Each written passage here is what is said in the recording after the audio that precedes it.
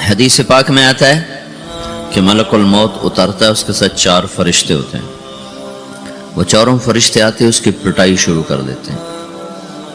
ابھی پرسوں یہ حدیث میں نے پڑھی ابن ماجہ میں کہ ملک الموت کہتا ہے ایتھا النفس الخبیثہ کانت فی الجسد الخبیث، اے خبیث روح جو خبیث جسم میں تھی، اخرجی باہر آؤ. اب وہ واپس تو ہو نہیں سکتا، اپنے آپ کو روک تو سکتا نہیں، تو وہ حیران پریشان خوف زدہ. تو اس کے جواب میں اس کو ملک الموت کہتا ابشری ابشری بحمیم وغساق وآخر من شکلہ ازواج، تیار ہو جا خوفناک عذاب کے لیے اور کھولتے پانیوں کے لیے، کانٹے دار جھاڑیوں کے لیے اور بے شمار عذاب کی شکلوں کے لیے. تو اس کی روح کو جب کھینچتے ہیں تو رگ رگ سے وہ کٹ کٹ کے نکلتی ہے، تو سارا وجود زیر و زبر ہوتا ہے.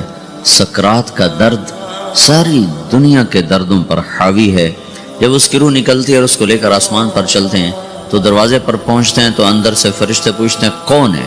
کہتے ہیں فلاں فلاں کا بیٹا ہے. کا نفس خبیثہ فی الجسد الخبیث، یہ تو وہی بدماش ہے جو بدماش جسم میں تھا، یہ وہ بدبخت روح ہے جو بدبخت جسم میں تھی. اس کے لیے آسمان کے دروازے نہیں کھل سکتے، اسے واپس کر دیا جائے. تو آسمان کے دروازے لا تفتح لهم ابواب السماء ولا يدخلون الجنة حتى يلج الجمل في سم الخياط، کہ ان کے لیے آسمان کے دروازے نہیں کھلیں گے اور ان کے لیے جنت کے دروازے نہیں کھلیں گے. پھر یہ وہاں سے نیچے گرائے جاتے ہیں جو اللہ کا قید خانہ ہے سجین. وما ادراک ما سجین کتاب مرقوم، وہ تمہیں خبر نہیں کہ وہ کیا خوفناک قید خانہ ہے جو اللہ تعالیٰ نے بنایا ہے، اسے وہاں دھکیل دیا جاتا ہے. پھر قیامت تک اس کے لیے انتظار کی گھڑیاں ہیں اور عذاب کی شدت ہے. اور جب کوئی نیک آدمی اللہ تعالیٰ کے دربار میں جانے کا اس کا وقت آتا ہے تو اللہ تبارک و تعالیٰ فرماتے ہیں ان الذین قالوا ربنا اللہ ثم استقاموا تتنزل علیہم الملائکۃ الا تخافوا ولا تحزنوا وابشروا بالجنۃ التي کنتم توعدون نحن اولیاؤکم فی الحیاۃ الدنیا وفی الآخرہ ولکم فیہا ما تشتہی انفسکم ولکم فیہا ما تدعون نزل من غفور الرحیم. جب کوئی نیک مرد عورت کے جانے کا وقت آتا ہے تو اس کے لیے بھی فرشتے آتے ہیں اور آ کر اس کو خوشخبری دیتے ہیں اور آ کر اس کو تسلی دیتے ہیں کہ آپ غم نہ کریں، پیچھے والے بھی آپ کو مل جائیں گے، آپ خوف نہ کریں، آگے ساری منزلیں آپ کے لیے آسان ہیں، آپ کے لیے جنت بھی تیار ہے، رب بھی مہربان ہے. اور حدیث پاک میں آتا ہے کہ ملک الموت اور 4 فرشتے آتے ہیں، وہ 4 فرشتے اس کو سہلاتے ہیں، دباتے ہیں کہ موت کا درد اسے محسوس نہ ہو. اور ملک الموت فرماتے ہیں ایتھا النفس الحمیدہ کانت فی الجسد الحمید اخرجی، اے نیک روح جو نیک جسم میں تھی باہر آؤ. کیا کرو؟ وابشری بروح وریحان ورب راض عنک غیر غضبان، آپ کو بشارت ہو آپ کے لیے جنت تیار ہو چکی ہے اور وہاں کی ساری نعمتیں آپ کے لیے میسر ہو چکی ہیں اور اللہ آپ پہ راضی ہو چکا ہے اور اللہ آپ پہ خوش ہو چکا ہے. اس پر اس کی روح کو نکالا جاتا ہے. پھر سارے فرشتے اس کو استقبال کے ساتھ جب آسمان پر لے جاتے ہیں تو اندر سے پوچھتے ہیں کون ہے؟ کہ فلاں فلاں کا بیٹا، فلاں فلاں کی بیٹی. کہتے ہیں نفس حمیدہ فی جسد حمید، یہ تو نیک روح تھی جو نیک جسم میں تھی، مرحبا بہی. اس کو ہم سب استقبال کس کا کرتے ہیں اور ایک دم آسمان کے دروازے کھلتے ہیں. پھر وہ پہلا، دوسرا، تیسرا، چوتھا سارے آسمان پار کرتا ہوا اللہ پاک کے عرش کے نیچے کے جا کر، مرد ہے یا عورت، وہاں جا کر سجدے میں سر رکھتا ہے اور اللہ تعالیٰ فرماتے ہیں ہاں اس نے ہمیں خوش کیا، ہم اسے خوش کریں گے. اور اس کو عافیت کے ساتھ وہاں آسمان میں، پہلے آسمان سے لے کر اللہ کے عرش تک یہ سب ویٹنگ روم بنے ہوئے ہیں جہاں اللہ اپنے اپنے درجات کے مطابق جنت والوں کو ٹھہراتا ہے. اور وہ انتظار گاہ ہے اور وقت ختم ہو جاتا ہے، لہٰذا انتظار کی جو تکلیف ہے وہ بھی ختم ہو جاتی ہے. وقت ختم تو انتظار کا احساس ختم اور ٹائم کے گزرنے کا احساس ختم. تو جیسے اصحاب کہف کو اللہ نے غار میں داخل کر کے تو غار کے اندر سے وقت کو نکال کے باہر پھینک دیا. باہر 300 سال گزرے، اندر آدھا ہی دن گزرا تھا. وہ جب اٹھے ہیں تو وہ 25 برس کا نوجوان 325 سال کا ہو کے نہیں اٹھا، وہ 25 سال کی عمر میں اٹھا ہے.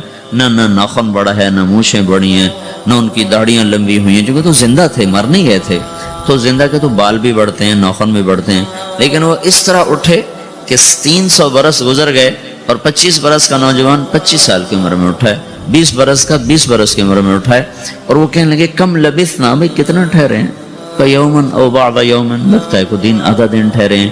وہ صحیح کہہ رہے تھے، باہر اللہ تعالیٰ نے وقت کی گھڑی کو چلائے رکھا اور اندر غار میں اس کو سوئچ آف کر دیا، نکال دیا، یہاں وقت کو داخل نہیں ہونے دیا، تو وقت کے گزرنے سے جو بھی اثرات مرتب ہوتے ہیں وہ ان پر مرتب نہیں ہوئے، تو وہ 20 آدھے ہی دن کے بعد اٹھے ہیں، باہر 300 سال اندر آدھا دن۔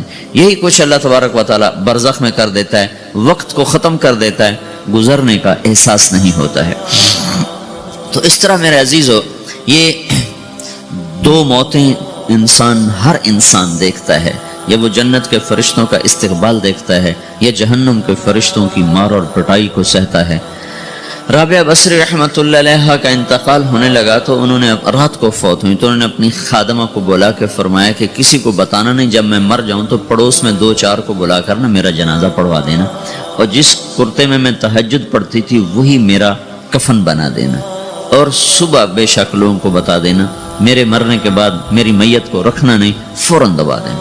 تو ان کا انتقال ہوا تو انہوں نے پڑوس کے 2-4-10-20 آدمی بلائے اور ان کو تدفین تجہیز سب کچھ ہو گئی، صبح شور مچا کہ وہ رابعہ بصری کا انتقال ہو گیا۔ تو اگلے دن وہ خواب میں اس خادمہ کو ملی اور کہا بیٹی تیری بڑی مہربانی، تو نے میری وصیت کے مطابق عمل کیا۔ اس نے دیکھا کہ انہوں نے ایک خوبصورت سبز لباس پہنا ہوا ہے، تو وہ فرمانے لگی، انہوں نے سوال کیا کہ آپ کے ساتھ قبر میں کیا ہوا؟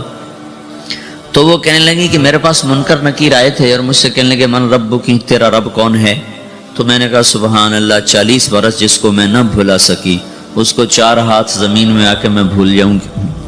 ان کا 42 برس کی عمر میں انتقال ہوا تھا، تو وہ کہنے لگے سبحان اللہ، جس کو میں 40 برس نہ بھلا سکی میں اسے 4 ہاتھ زمین کے اندر آ کے بھول جاؤں گی۔ تو منکر نکیر کہنے لگے اس کا کیا حساب لینا؟ پھر انہوں نے پوچھا کہ وہ آپ کا وہ کرتا کہاں گیا تہجد والا جس میں آپ کو کفن دیا تھا؟ کہا وہ اللہ نے مجھ سے لے لیا ہے اور میرے اعمال کے خزانے میں رکھ دیا ہے، قیامت کا دن میرا وہ کرتا بھی میرے ترازو میں تولا جائے گا، اور مجھے یہ لباس پہنایا ہے جو جنت کا لباس ہے۔ یہ بھی ایک موت ہے، اس طرح بھی لوگ مرتے ہیں۔ اور دوسری بھی ایک موت ہے، ہمارے علاقے کی بتا رہا ہوں، اپنے علاقے کی۔ ایک ذمہ دار مر گیا، اس کی قبر کھودی، ساری بچھوؤں سے بھری ہوئی، ایسے جیسے چیونٹیاں پھر رہی ہوتی، تو انہیں وہ بند کر کے دوسری کھودی، ساری بچھوؤں سے بھری ہوئی، پھر وہ بند کر کے تیسری کھودی، ساری بچھوؤں سے بھری ہوئی۔ قبرستان میں اتنے بچھو کہاں سے آ گئے؟ یہ زمین کے بچھو نہیں ہے، یہ آخرت کی بلائیں ہیں جس کے ساتھ اب اسے قیامت تک رہنا ہے اور گزارا کرنا ہے۔ تو یہ 2 طرح کی موتیں روزانہ لوگ مرتے ہیں، روزانہ لوگ مرتے ہیں۔ جب نماز کا وقت ہوتا ہے ملک الموت ساری دنیا کا چکر لگاتا ہے اور دیکھتا ہے کون پڑھ رہا ہے کون نہیں پڑھ رہا، کون پڑھ رہا ہے کون نہیں پڑھ رہا۔ جو نماز کی پابندی کرتا ہے اس کی موت آسانی سے ہوتی، جو نماز میں غفلت کرتا ہے اس کے ساتھ موت کے وقت شدت اور سختی اختیار کی جاتی۔ تو بھائیو، یہ ایک جسم ہے، ایک روح ہے۔ روح باقی رہنے والی چیز ہے، جسم مٹ جاتا ہے، پھر اللہ سے قیامت کے دن نیا جسم عطا فرمائے گا، ایک نیا جسم دیا جائے گا۔ روح وہی ہے جو اللہ کے خزانوں میں جمع ہو جاتی ہے۔ نافرمان کی سیاہ کالی روح ہوتی ہے، فرما بردار کی روشن چمکدار روح ہوتی ہے۔ تو اللہ نے کچھ تقاضے جسم کے رکھے ہیں اور کچھ روح کے رکھے ہیں۔ جسم کے تقاضے پورے نہ کرو تو یہ پریشان ہو جاتا ہے، روح کے تقاضے پورے نہ کرو تو یہ پریشان ہو جاتی۔ روح کی پریشانی جسم سے زیادہ ہے، چونکہ روح کی طاقت جسم سے زیادہ ہے۔ جسم مٹی سے بنا ہے، اس کی غذا بھی مٹی سے نکلتی ہے۔ روح آسمان سے ہے، اس کی غذا بھی آسمان سے ہے۔ روح کا تعلق جب تک اللہ سے نہیں جڑتا اس بھوک اور پیاس لگتی رہتی ہے۔ جسم کو جب تک روٹی اور پانی نہ ملے یہ تڑپتا اور پریشان رہتا ہے۔ جیسے اللہ تعالیٰ نے ہمارے جسم میں روٹی اور پانی کی طلب کو بے ساختہ رکھ دیا ہے۔ میں بیان کے دوران بھی پانی پی رہا ہوں، آپ دیکھ رہے ہیں کہ میرا حلق سوکھ جاتا ہے، مجھے طلب محسوس ہوتی ہے پانی، حلق سوکھتا ہے پانی کی طرف بھاگتے ہیں، بھوک لگتی ہے ہم روٹی کی طرف بھاگتے ہیں۔ یہ ایک ایسا اندر میں آٹومیٹک سسٹم ہے کہ ہم اس کو آف نہیں کر سکتے۔ یہ سوتے سوتے بھی بھوک کی وجہ سے آنکھ کھل جاتی، सोते सोते प्यास की वजह से आंख खुल जाती है, ये